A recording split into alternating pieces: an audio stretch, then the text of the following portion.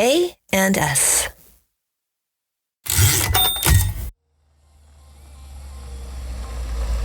Oh my God. I'm so excited.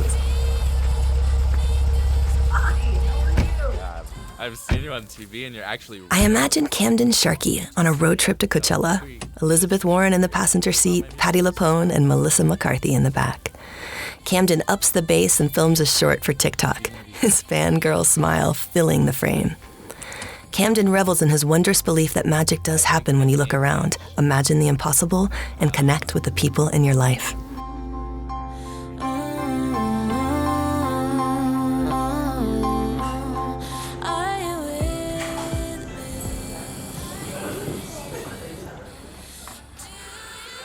I can't imagine Camden brings this same energy to the Dutch Brothers drive-thru in Boulder. Even here, he looks to be a changemaker through the politics of caring, embodied activism, imagination, and commitment to the arts. As you'll discover on today's episode, Camden holds a profound wisdom for a 19-year-old and seeks opportunities to treat each person like the Broadway star of their own life.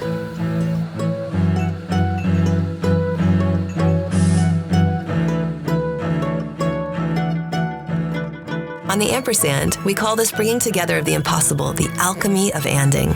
Together, we'll hear stories of humans who imagine and create by colliding their interests.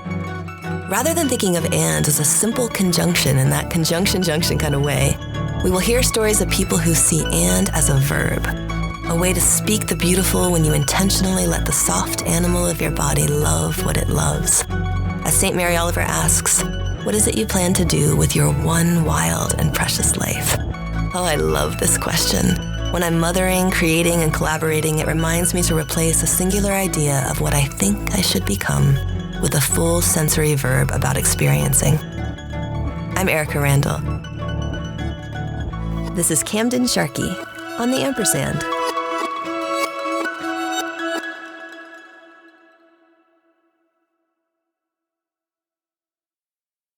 My second day at work was the funeral for a teacher that I really cared about. He passed away 2 days before graduation, and then we graduated. His service was a little bit afterwards, but it was too late when I found out when the service was to get work off. So work was at 11, his service was at 10. So I was like driving away from this mega church where the service was because it was packed. There were so many people that showed up. Because he was so beloved. Because he was so beloved. And tears were like running, streaming down my face. And I just was like sprinting, trying to get out of my funeral blacks into my Touch Bros clothes. And I got there and immediately broke down with someone else who had known him. Oh, at the drive-thru. No, who I worked with. Inside the box. And then I think not 2 or 3 days later when I was working, someone came through and you always gotta you try and break the ice and get them talking. So you're like, oh, what are you up to today? I'm like, I'm going to pick up my mom. I'm like, oh my God, where's your mom coming from? Do you want to get them a drink too? Yeah. And she's like, no, we're going to the funeral home. Oh. And I'm like, oh my gosh. And we just had a full conversation crying to each other in the drive-thru window about crying while driving. And she's like, I had to pull over. I was like, I couldn't. When I found out, I just drove. And I realized I was crying so much that I was going to get into a car accident, and pulled off into a parking lot and just sat. And we had a full conversation about how it just it sometimes just doesn't get easier. Did you ever see that human again? One more time before I left for college, and we were just like, okay, you're good. She had a necklace with a bottle of her mom's ashes in it, which was sweet. And it was I was just thinking about a bottle. My mom is transitioning off the planet, mm-hmm. and I was thinking about a bottle of her ashes that I wanted to wear to take to Ireland, mm-hmm. to put her in Ireland. That's so sweet. Yeah. Oh, that's tender, Camden. I love that you take that moment, that you take that time, because your life is so full. Mm-hmm. You're anding all the time, and yet you pause.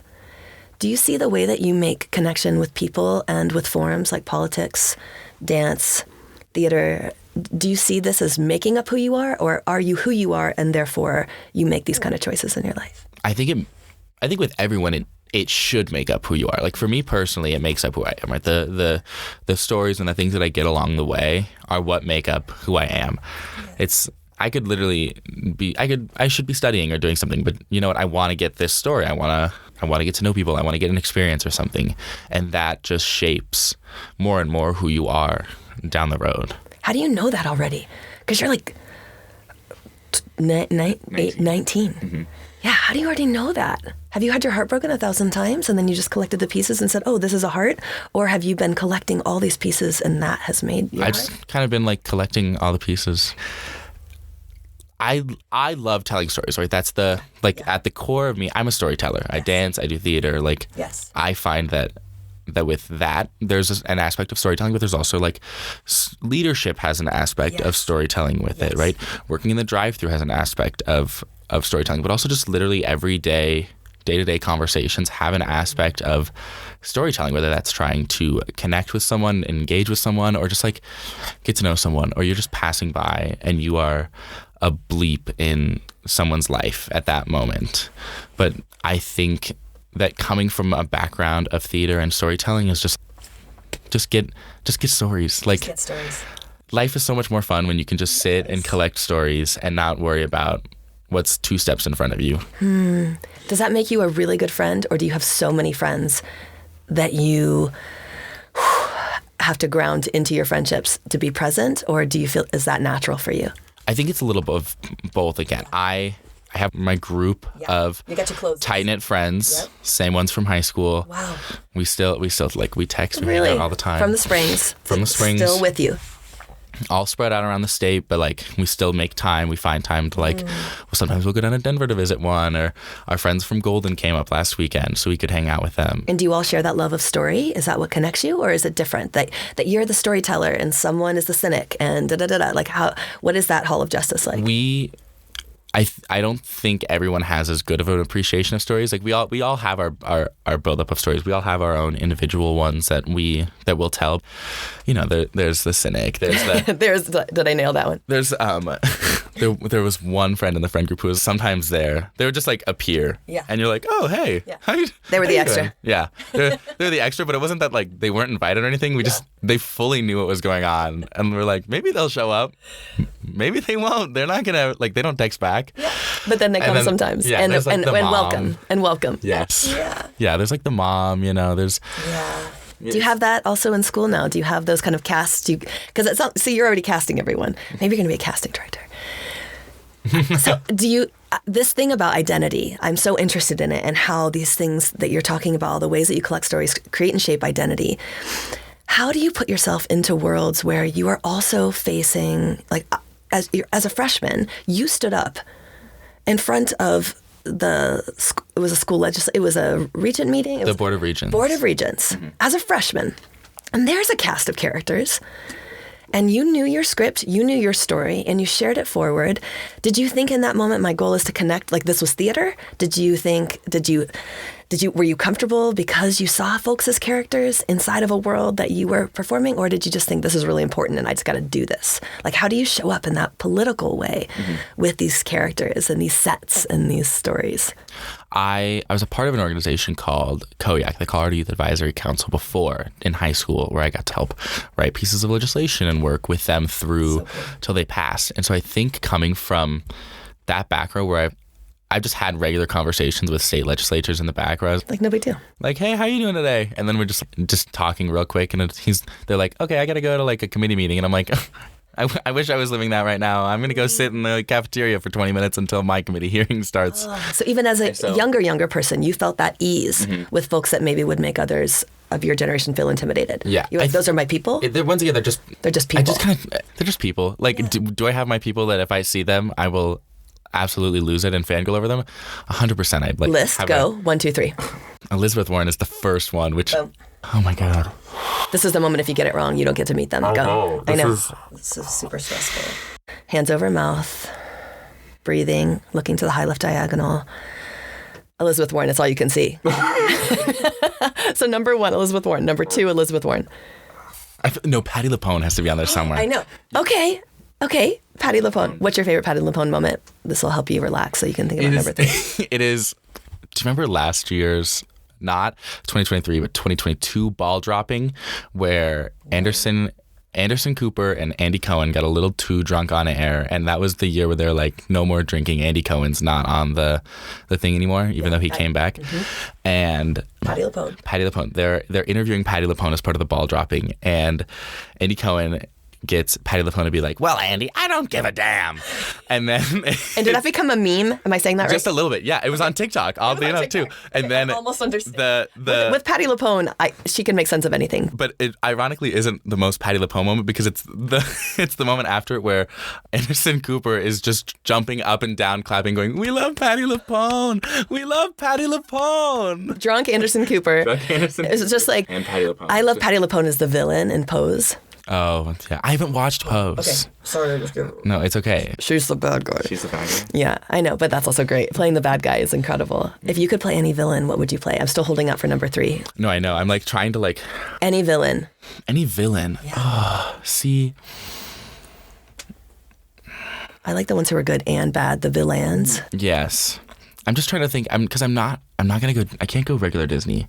You can't? Okay. I don't know why I can't go regular Disney. That's okay. You don't have to do it. What can you do? I know. Okay, what about in Wicked? Because that's messy. There's some... I don't listen to Wicked. You don't listen to Wicked. Okay, what about... I mean, Les Mis. Like my brain... What about Javert? I also don't listen to Les Mis. Oh my God. I only listen to One Day More up. and Empty Chairs at Empty Tables because that's an audition song of mine. Okay, give me the first bars.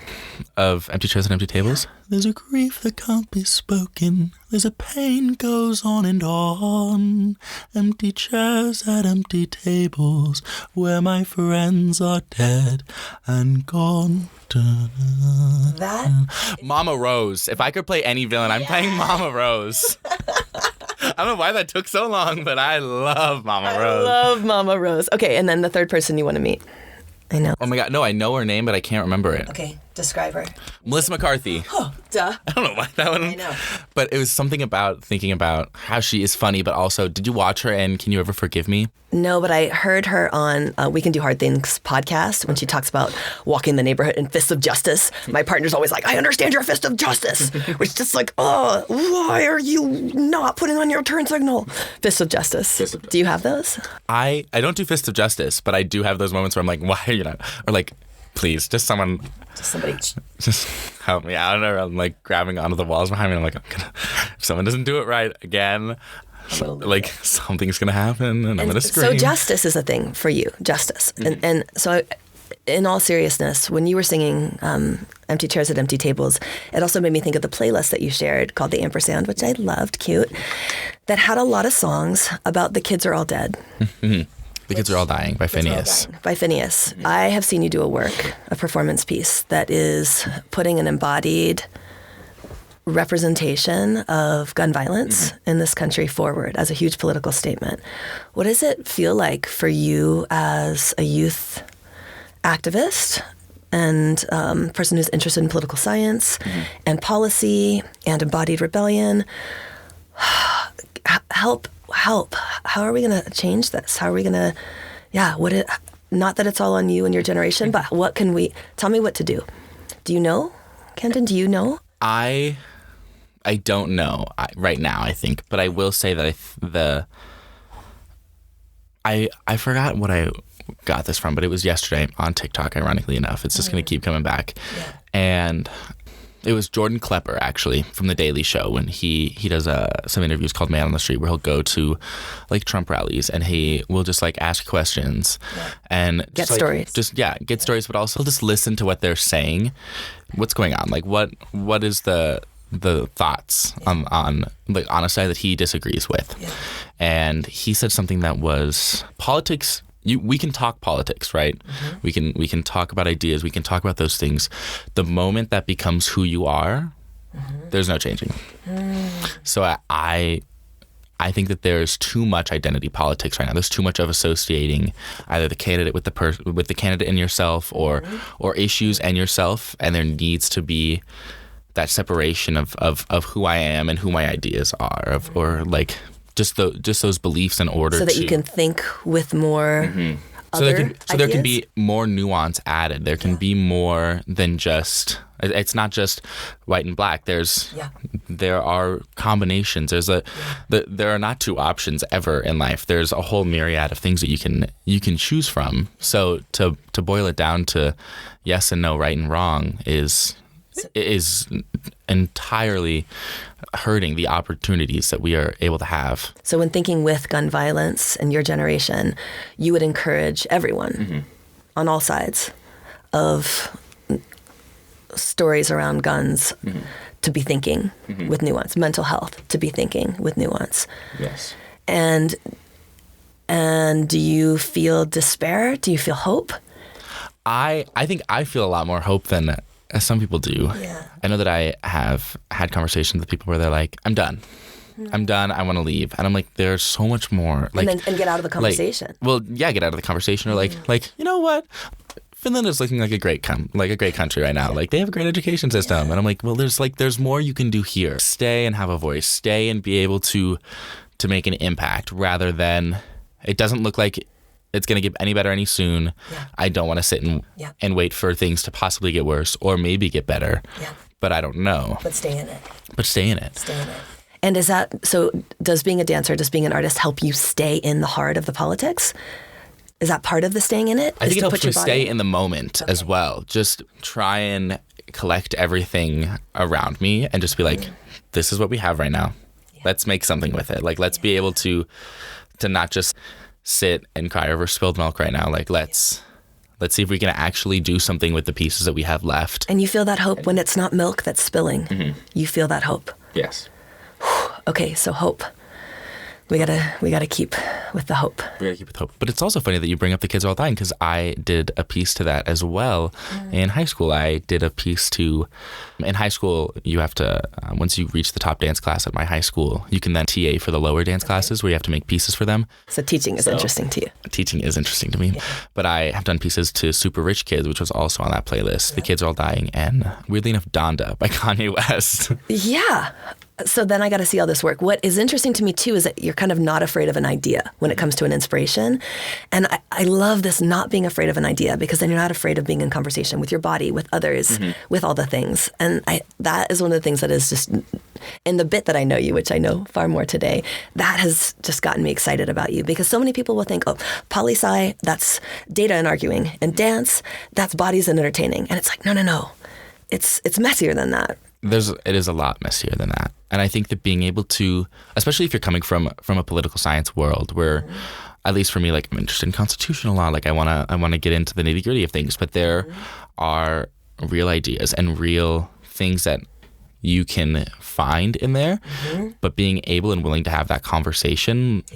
If you're not willing to have that conversation, do you actually believe what you believe? In my head is how that works, right? Like, if you're not willing to talk, then what do you believe? Because you need to have people challenge your ideas in order to either strengthen your beliefs or help you discover what you actually believe. Thanks, Camden. Thank you. It's time for the quick and dirty. Are you ready? I'm so ready. Okay. I'm inspired.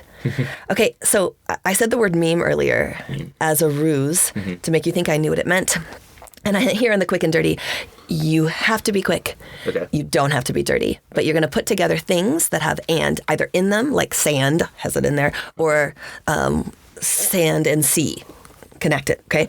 I want you to give me an and meme that needs to find its way onto social yesterday. An and meme? Patti LuPone and Anderson Cooper. And there's two ands in there. There's two ands in there. Yes. Okay, that was really great. I have no idea what that question meant. You just helped me understand it. Okay, the best anding restaurant in Boulder. Oh, I haven't gone to eat a whole lot at restaurants in Boulder. Or the Springs. I'm like thinking through. That doesn't have an and in it. I love watching your scrolling brain. No, strike that. No and. Keep going.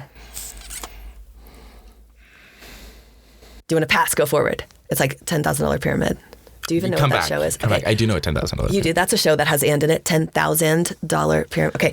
I'm really good at this game. The worst anding food combination, like something you would eat on a TikTok to make people be grossed out. Is that something you would do on a TikTok? I don't think I would. My mom has been trying to get me to rate the dorm, like the dining hall foods on TikTok, like try and get the worst food. Because she has someone that's a terrible idea, Mom. Well, no, she has someone who does that on her TikTok where she's like, he'll go and get the worst foods and then you just like watch him eat it and he just like trying to not throw up. So what's the worst anding food? The worst anding food. It was like a tofu curry and what was it? It was like tofu curry. So far, I love this. I love tofu curry. I can't do tofu curry anymore. You can't do it? Because of this. It was like tofu curry and it was like a Caesar salad, and it was just not. And you can't do that? It's not good. Oh my God, I eat mall buffet all the time. That sounds like mall buffet to me. It was just the combination of the dressing and the curry was like, I ate it. And TikTok ruined it for I can't do it right now. Okay, we're going to hold on. It was actually what I ate at the time. Okay, what's an ideal ending afternoon with your besties? An ending afternoon. Honestly, just getting together at one of our houses. Mm-hmm. My stomach just growled. I'm sorry for talking about that tofu curry. Okay, getting together at one of our houses and just catching up, relaxing, and watching a movie. I love that. 2 hands in there. Oh, I love that. That's so tender. And like a potluck, too, so we can all bring our favorite food. Oh my God, you're like 70. Yeah. A can't miss ending experience. What would a can't miss ending experience be for you? I know it has Patti LuPone and Elizabeth Warren and what else? I would love to get to go to the Capitol and meet a bunch of people that I'm like, oh my God, I've seen you on TV and you're actually real. Starstruck at the Capitol. Which is the nerdiest thing in the world. Like, no 19-year-old is like, I want to meet Elizabeth Warren. They're like, I want to meet Lil Uzi instead, but I'm... Nope. And... Ooh, actually, I want to meet a bunch of people at the Capitol and then go to a music festival with them afterwards. What fest would you take them to? Either Coachella, but I'm also going to an indie music festival over the summer, and it might be that. But I just want to see how they interact with like people. If you take them, I'm going to take them to Coachella and watch them try and like relate to people and like also walk through the art installations. This is the next show. Yes. This is it. What are you going to call this? I want it to have an and in the middle. This is our closer. And in the middle. Yeah, this show, Coachella and the Capitol, but a better name. That's not the good name. I'm trying to think of like a music pun as well. I know. I'm thinking of the pumpkin coach from Cinderella. That's what I have in my head. And like all of these politicians sitting in a pumpkin. That's what's in my head right now. I don't know why legislation and legato was an idea. Like the slow... I can feel the rhythm on that. I'm trying to think of an idea with filibuster too. Filibuster and... Filibuster. Filibuster. But the headliner has to be like Busta Rhymes. Let's do that. I don't want this to end. Okay, Shark Week is over. On this podcast, we do a blessing, and you start it like you're giving a graduation speech or you're at your best friend's send-off, and may you always have enough gas in your tank in the middle of a dark road in Wyoming. Something, like that. What would your offering be? And I'll stick with your may. And may you always live each day as though it's day one. That was Camden Sharkey on The Ampersand. The Ampersand is a production of the College of Arts and Sciences at the University of Colorado Boulder. It is written and produced by me, Erika Randall, and Tim Grassley. If there are people you'd like us to interview on The Ampersand, do please email us at asinfo@colorado.edu.